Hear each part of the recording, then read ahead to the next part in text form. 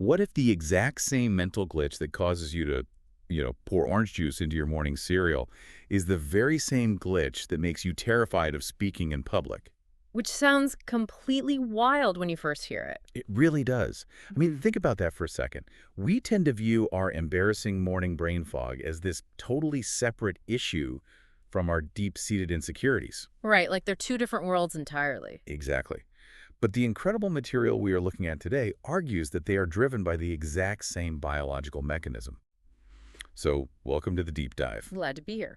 Today, we are exploring two sources that, at first glance, well, they appear to be straightforward guides for mastering the English language. Yeah, they cover everything from navigating your morning routine to mastering the art of communication. But beneath the surface, these texts are actually profound masterclasses in human psychology, habit formation, and personal growth. The authors use the framework of language acquisition to really expose some universal human truths. I mean, they are showing us that the struggle to conjugate a verb or speak to a native speaker is practically identical to the struggle of pulling off the blankets at 6 a.m. Which is such a great comparison. Our mission for you today is to synthesize these two sources and extract the ultimate blueprint for building unshakable self-belief. That's the goal. We are going to uncover how conquering the very first moments of your day is just intrinsically linked to conquering your fear of failure. It's all connected. Okay, let's unpack this, starting where every single day starts. The reality of waking up. Oh boy, the struggle is real. It is. Our sources capture this moment with a perfectly ruthless quote. They talk about that specific agonizing moment, quote, when your bed feels warmer than your future. I love that quote. It captures the biological reality of sleep inertia perfectly. Right? The sources draw this really sharp contrast between the morning person, someone who seemingly leaps out of bed bright and early, just eager to rise and shine. Which, by the way, I will never understand those people. Me neither. And they contrast that with the night owl, someone who remains utterly exhausted and sleepy long after the sun is up. The text actually notes that for many people, cognitive function simply doesn't boot up until well after breakfast. Which leads to some spectacular documented morning failures. Oh, the best kind. Yeah, the text shares anecdotes of people waking up in a total panic, rushing through their routine, and arriving at work 20 minutes early, only to realize it is Saturday. I've done that. We've all been there. Or, as I mentioned earlier, being so thoroughly half asleep that you just pour orange juice into a bowl of cereal. Beyond being a tragic waste of breakfast, that orange juice anecdote illustrates something really critical about our neurochemistry. Okay, tell me about that. Well, when you first wake up, your prefrontal cortex, which is the part of your brain responsible for logic, future planning, rational decision-making. The adult part of the brain. Exactly, the adult in the room. It's essentially offline. You are operating purely on a primitive drive for immediate comfort. Wow. That perfectly explains the central conflict of the morning routine, doesn't it? The alarm clock battle. Oh, the ultimate battle. The source highlights the reality of the snooze button, featuring this speaker who admits to hitting snooze maybe 3 times before finally confessing is actually closer to 7 times. 7 times. Right. They jokingly call it a complicated relationship with the alarm clock, often ending with the panicked phrase, "I overslept." Which is the worst feeling. It really is. But hitting the snooze button is essentially entering into a high-stakes negotiation with a loan shark. A loan shark. That's a great way to put it. Yeah, I mean, you get 10 minutes of immediate relief, but the interest rate on your fatigue just compounds. You are negotiating with yourself when you are at your absolute weakest. Totally biased toward immediate physical comfort. Exactly. What's fascinating here is that relying on how you feel in the morning is a guaranteed recipe for failure. Because your feelings are always going to say, stay in bed. Always. Your feelings will invariably instruct you to stay under the blankets. The orange juice in the cereal, the showing up on Saturday. These aren't just quirky accidents. They represent a fundamental lack of routine. So, without a routine, we just fall apart. Pretty much. When you lack a predetermined structure, you default to the whims of a brain that is literally flooded with melatonin and demanding to return to a state of rest. So waiting until you feel like getting up means you will simply never get up. You'll just stay there forever. Right. You have to override the biology. That requires a shift from the chaos of just waking up to actually architecting your discipline. Yes, architecting is the perfect word there. And the sources outline a very specific baseline for this. They recommend drinking a large glass of water immediately upon waking just to kickstart your metabolism and strictly avoiding screens for the first 30 minutes. Which is so hard to do. But the screen restriction is heavily rooted in dopamine regulation. How so? Checking your phone immediately subjects your brain to the unpredictable dopamine hits of social media and, the stress of emails before you have even established your own baseline. You're just letting the world in before you're ready. Exactly. You are letting external algorithms dictate your nervous system's starting state. That makes a lot of sense. Then the sources tackle the great breakfast debate. Oh, yes. They present this cinematic dream feast, a massive spread of pancakes, eggs, toast, fruit, and coffee. Like in a movie where someone takes one bite of toast and leaves. Right.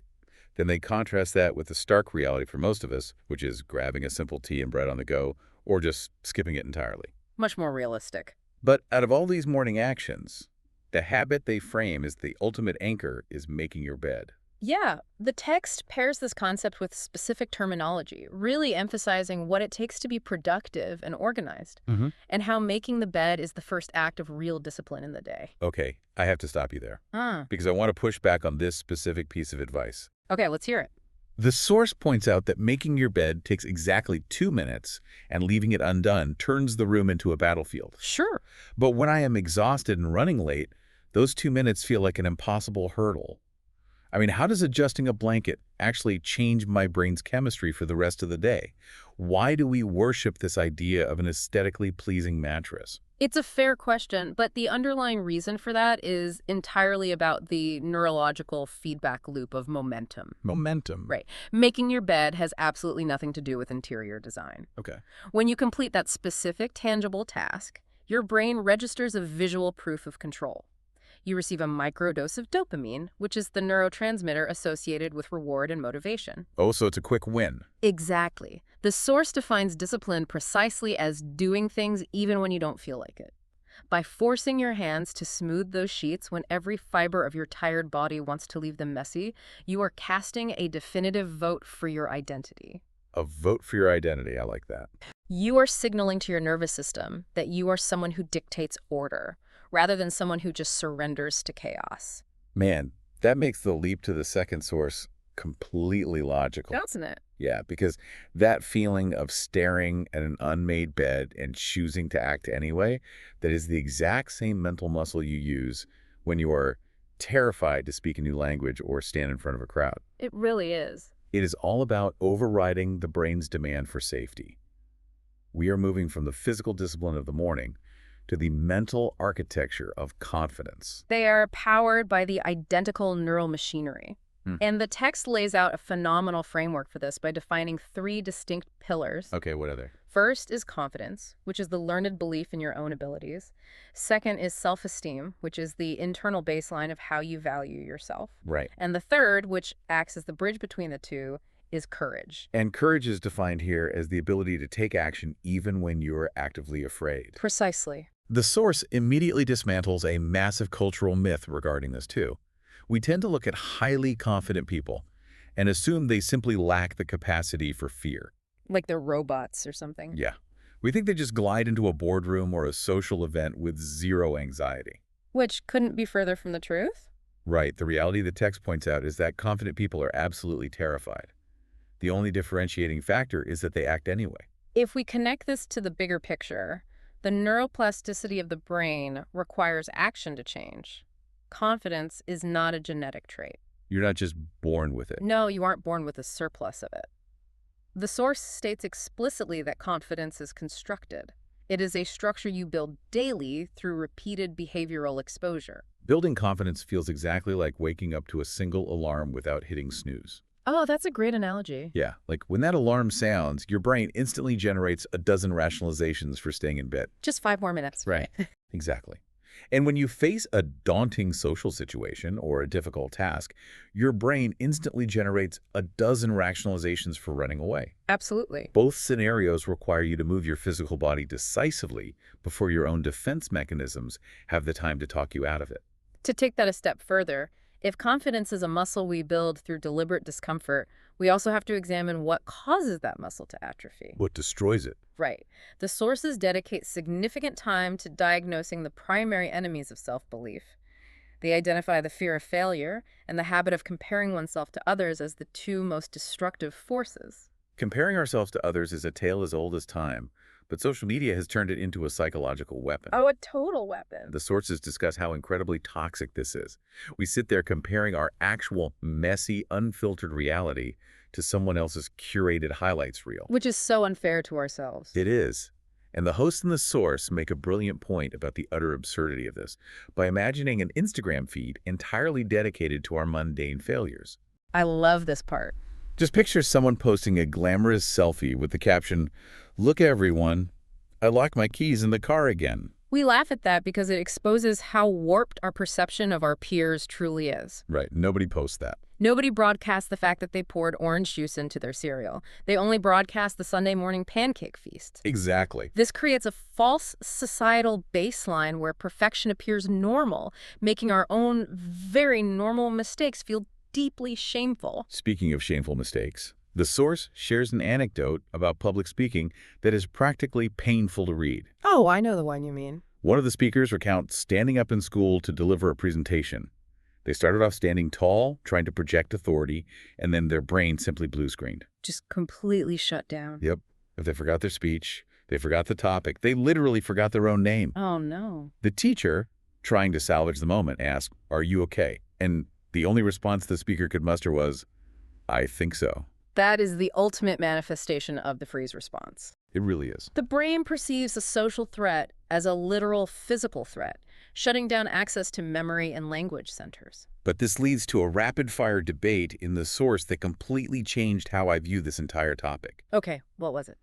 The speakers debate whether public speaking is scarier than spiders. Yes.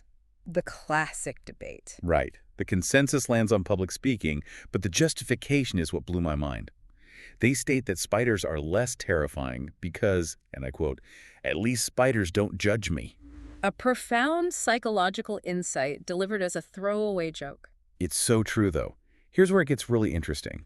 Using that spiders don't judge me logic, it becomes clear that our fear of failure, whether we are stumbling over English vocabulary, attempting a presentation, or trying a new hobby, it is rarely about the actual task. Right. The task isn't the scary part. We aren't afraid of the mechanics of speaking. The terror is almost entirely derived from the perceived judgment of the audience. We aren't afraid of making a mistake. We are terrified of being seen making a mistake and being exiled from the group. The terminology the text uses here, focusing on how we compare ourselves and internalize failure, it really highlights the danger of externalizing our self-worth. Giving away our power. Exactly. When your confidence relies on the approval of the room, you hand over all your agency. You assume the audience demands absolute perfection, so you freeze to avoid providing any evidence of imperfection. And perfection isn't just an impossible goal. It is an active barrier to learning. Definitely. So the question becomes, how do we dismantle that barrier? The sources provide a highly specific blueprint for rewiring the brain toward action. Step 1 involves tackling the internal monologue. You have to stop negative self-talk. Because changing the language you use internally alters the brain's problem-solving pathways. How does that work? The text highlights how frequently we use definitive statements like, "I'm not smart enough," or "I can't do this." When you say, "I can't," your prefrontal cortex essentially accepts that as a command and ceases all efforts to find a solution. Wow, it just turns off. It just gives up. The recommended shift in the source is incredibly simple but powerful.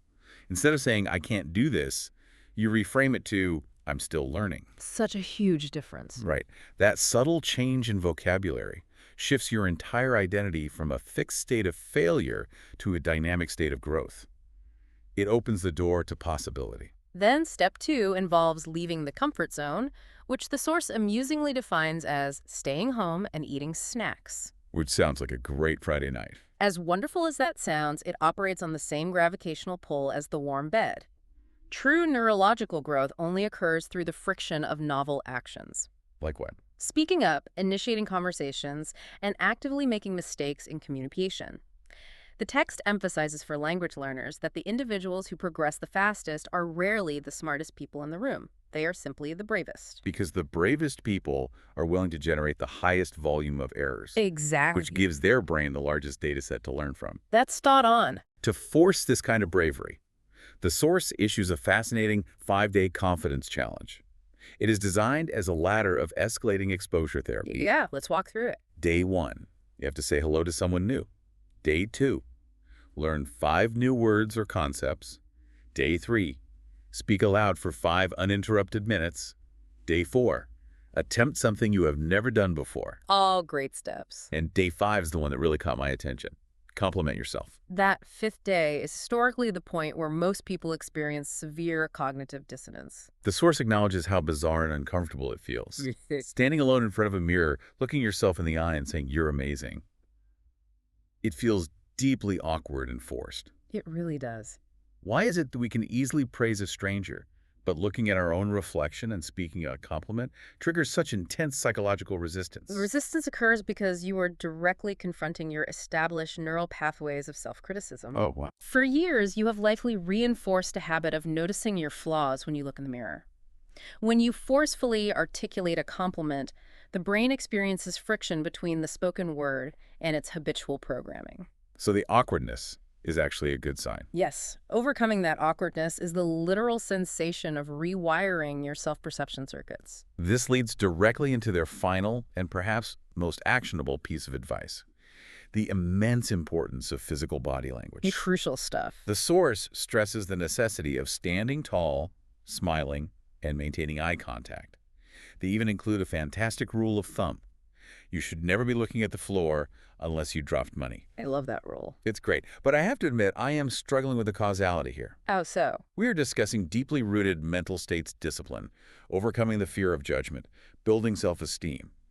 How can purely mechanical physical movements like forcing your shoulders back, maintaining eye contact, or even just drinking a glass of water the second you wake up somehow trick the complex machinery of the mind into a state of genuine confidence? This raises an important question, and it represents the absolute crux of everything these two sources are trying to teach us. In Western culture, we have a pervasive bias that the mind dictates the body. Right. We operate under the assumption that we must first cultivate a feeling before we can take an action.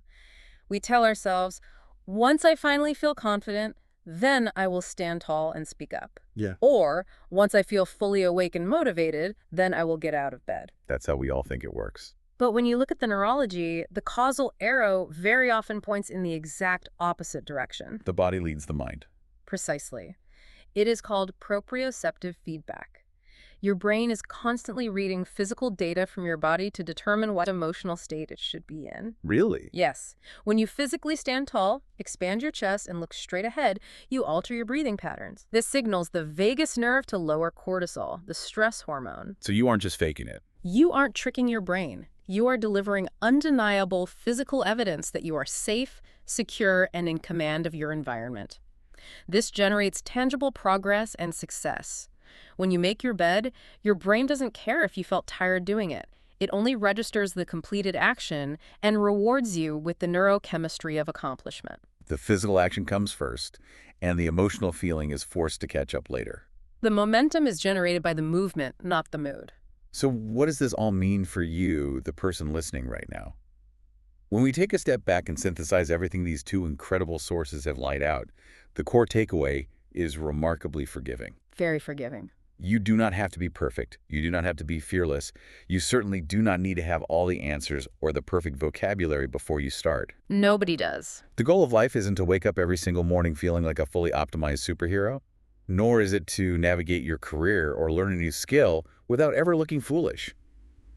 The only true requirement is forward motion. Just keep moving. You just have to keep improving, one clumsy step at a time. Sometimes that means speaking up in a meeting despite the very real fear of stumbling over your words. And sometimes it simply means throwing off the blankets and refusing to negotiate with the snooze button. It is the relentless commitment to taking action despite the presence of discomfort, and I think there is a final thought here worth mulling over. Let's hear it. Throughout this deep dive, we have seen how intertwined our daily habits are with our deepest fears. If courage is fundamentally defined as taking action while you are still terrified, and discipline is fundamentally defined as getting out of bed while you are still exhausted, Right. then maybe the secret to mastering any difficult endeavor isn't about trying to magically change how we feel. Perhaps true mastery is learning to completely separate our physical actions from our emotional states. Because tomorrow morning, when that alarm rings at 6:30 a.m., that bed is still going to feel infinitely warmer than your future. You can count on it. The fear of judgment will still be there, waiting for you. The only question that matters is, what are you going to do before your brain has the chance to talk you out of it?